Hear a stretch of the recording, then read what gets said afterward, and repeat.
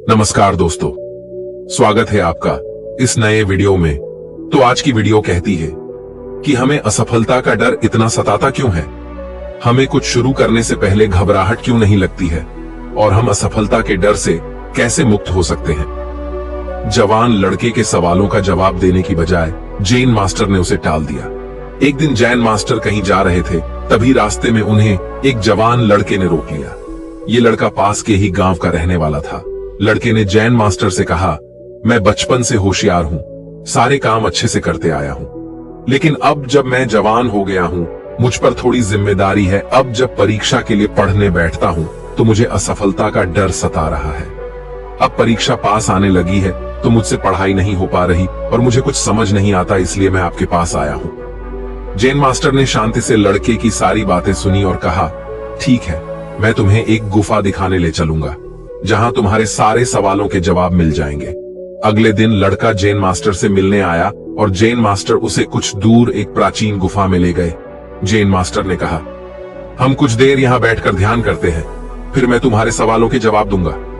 लड़का आंखें बंद करके बैठ गया। तभी जैन मास्टर चुपके से गुफा से बाहर निकल आए और गुफा के अंदर आने वाले एकमात्र रास्ते को पत्थरों और लकड़ियों से बंद कर दिया। जैन मास्टर के अचानक गायब होने पर लड़का घबरा गया। उसने पुकार लगाई लेकिन किसी ने जवाब नहीं दिया, तो लड़का घबराकर गुफा के द्वार की तरफ भागा। जैसे ही वो गुफा के प्रवेश द्वार पर पहुंचा तो हैरान रह गया, ये क्या, यहाँ तो किसी ने गुफा को बाहर से बंद कर दिया है। अब मैं यहाँ से बाहर कैसे निकलूंगा। लड़का उस अंधेरी गुफा में फंसकर काफी भयभीत और परेशान हो गया। लड़का अंधेरी गुफा में भटककर बाहर आने का रास्ता खोजने लगा। वो गुफा में कुछ देर तक इधर उधर भटकता रहा, लेकिन उसे कोई रास्ता नहीं मिला। अब उसे जोरों से प्यास लग रही थी और भूख भी काफी लग रही थी, इसलिए वो एक जगह शांत होकर बैठ गया जिससे वह ठंडे दिमाग से सोच पाए। तब अचानक उसे रोशनी दिखाई दी, तो लड़का उठकर उस रोशनी की ओर चलने लगा। अंधेरा होने के कारण लड़के को ठोकर लगी, लेकिन वो चलता रहा।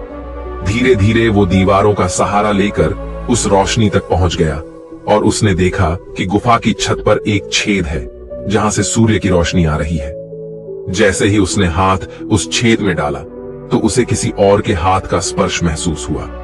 लड़के ने आसपास के पत्थर हटाए और उसी हाथ को पकड़ लिया और लड़का ऊपर खींचता चला गया। जब लड़खड़ाते हुए लड़का बाहर आया तो उसने देखा कि वही जैन मास्टर बाहर खड़े होकर मुस्कुरा रहे हैं। लड़का मास्टर को देख गुस्से में चिल्लाकर बोला, क्यों, आपने मुझे गुफा में बंद कर दिया। एक तरफ मैं अपनी परेशानी का समाधान के लिए आपके पास आया था और वहीं आपने मेरे साथ ऐसा किया। बाबा ने मुस्कुराते हुए कहा, अच्छा एक बात बताओ, तुम कभी इस गुफा में गए नहीं थे तो तुम इस गुफा से बाहर कैसे निकले। लड़के ने कहा, मुझे पता नहीं। जैन मास्टर ने कहा, अगर तुम उस गुफा में दोबारा जाकर देखो तो तुम्हें कीड़े बिच्छू भी नजर आएंगी, लेकिन फिर भी तुम बिना डरे आगे बढ़ते गए और बाहर निकल आए। जैन मास्टर ने कहा, इसके 3 कारण हैं। पहला, तुम्हें तेज प्यास लग रही थी और साथ में अपनी जान का डर था, यानी तुम्हें रास्ता खोजने की तीव्र इच्छा थी। दूसरा, तुम्हें एक रोशनी दिख रही थी जिसकी ओर तुम्हारा फोकस था, यानी तुम्हारा लक्ष्य एकदम साफ था। और तीसरी बात, कोई डिस्ट्रैक्शन नहीं था, तुम्हें कीड़े मकोड़े और बिच्छू भी नहीं दिख रहे थे, यानी तुम किसी प्रकार के डिस्ट्रैक्शन से विचलित नहीं हुए। लड़के ने कहा, मैं इन सब से क्या सीख सकता हूँ। जैन मास्टर ने कहा, सबसे पहले ही स्पष्ट लक्ष्य।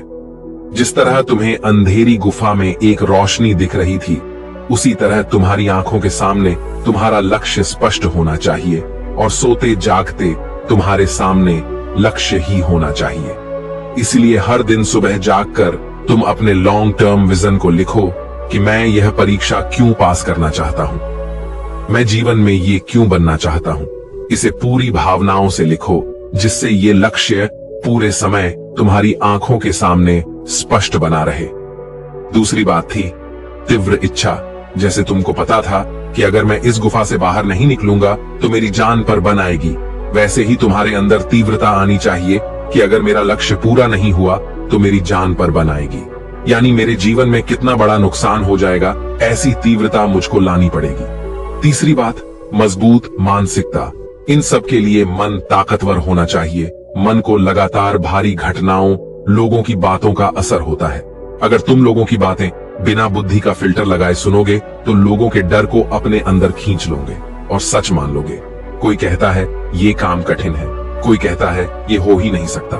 असल में हर कोई अपनी डर की कहानी सुना रहा है, लेकिन यह मन है जो दूसरों से तुलना करना नहीं छोड़ता, क्योंकि मन तुलना करके ही सीखता है। इसलिए तुम हमेशा अपनी तुलना पिछले दिन से करो। हर दिन खुद से पूछो, आज मैंने क्या बेहतर किया और कल मैं क्या बेहतर कर सकता हूं। जब तुम खुद से इस तरह पूछोगे कि कल मैं क्या बेहतर कर सकता हूं, ऐसा करने से तुम आज की गलती को सकारात्मक रूप से देखने लगोगे और धीरे धीरे तुम्हारी कमजोरी तुम्हारी ताकत में बदल जाएगी और इससे मजबूत मानसिकता पैदा होगा। तुम्हें बाहर तुलना करने की जरूरत नहीं पड़ेगी। आखिरी बात, तुम्हें हर दिन लक्ष्य के बारे में सकारात्मक विचार सोचते सोचते सोना है और सुबह उठकर भी लॉन्ग टर्म विजन के बारे में सोचना है। ऐसा करने से ये लक्ष्य तुम्हारे अंतर्मन में बस जाएगा। तुम्हें पूरे दिन महसूस होगा कि मुझे इस लक्ष्य को हासिल करना ही है और तुम उस लक्ष्य तक पहुंच जाओगे। लड़के ने कहा, मास्टर आपकी बात सही है, लेकिन मैं हमेशा गुफा में थोड़ी ही बंद रहूंगा। असली दुनिया में बहुत बहुत अशांति है। मैं हमेशा इतना तीव्र एकाग्रता और फोकस कैसे बनाए रखूंगा। जेन मास्टर ने कहा, माना असली दुनिया में बुलावे हैं, लेकिन इसके बावजूद तुम अपने एकाग्रता पर अडिग रह सकते हो। बड़े बड़े लोगों ने ऐसे ही लक्ष्य हासिल किया है। तुम एक युवराज की कहानी सुनो। एक सम्राट ने महामंत्री को अपनी चिंता बताई। मंत्री जी, मुझे ऐसा लगता है कि युवराज चतुराई में थोड़ा धीमा है। तीरंदाजी हो या घुड़सवारी या तलवार चलाना, जिन कलाओं को मैंने 12 साल की उम्र में ही सीख ली थी, उन कलाओं को ये नौजवान 16 साल में भी नहीं सीख पाया है। मुझे यही चिंता होती है कि मेरे बाद ये कैसे इतने बड़े राज्य को संभालेगा। मंत्री ने कहा, सम्राट, मैं युवराज को कल ही अपने गुरु के पास ले जाता हूं। अगले दिन महामंत्री युवराज के साथ आश्रम पहुंचे। आश्रम पहुंचते ही महामंत्री ने बाबा को राजा की व्यथा से भरा पत्र पर सुनाया। बाबा ने कहा, मंत्री जी, युवराज को बुलाइए। जब युवराज सामने आया तो बाबा उसे गौर से देखने लगे। युवराज एक जगह खड़ा तो था, लेकिन उसकी आंखें स्थिर नहीं थीं। पता चल रहा था कि युवराज लगातार कुछ सोच रहा है। बाबा ने युवराज से कहा, तुम क्या सीखना चाहते हो? युवराज ने कहा, बाबा, मुझ पर मेहनत करके कोई फायदा नहीं, मुझे कुछ याद नहीं रहता। बाबा ने मंत्री से कहा, आप युवराज को यहीं छोड़ जाइए। कुछ देर सन्यासी बाबा दूसरे शिष्यों से बात करते रहे, फिर अचानक बोले, युवराज, तुम्हें एक काम करना है। ये तेल से भरी हुई कटोरी है, तुम्हें इसे अपने हाथ में लेकर पूरे गांव का चक्कर लगाना है।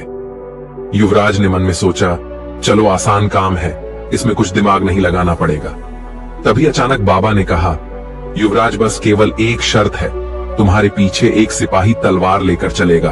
अगर कटोरी से तेल की एक बूंद भी गिरी तो सिपाही वहीं तुम्हारी गर्दन काट देगा। युवराज की यात्रा शुरू हुई। 16 साल का युवराज हाथ में तेल से भरा पात्र और पीछे खुली तलवार लेकर चलता। सिपाही बाबा ने इस यात्रा में अवरोध पैदा करने के लिए रास्ते में कई लोग जमा कर रखे थे। कोई युवराज से बातें करने की कोशिश करता, कोई युवराज का मजाक उड़ाता, कोई सामान बेचने की कोशिश करता, तो कोई अचानक युवराज के सामने कूद पड़ता। लेकिन युवराज अपनी आंखें तेल के पात्र पर टिकाए चलता रहा और ऐसे ही चलते चलते वो आश्रम वापस आ गया।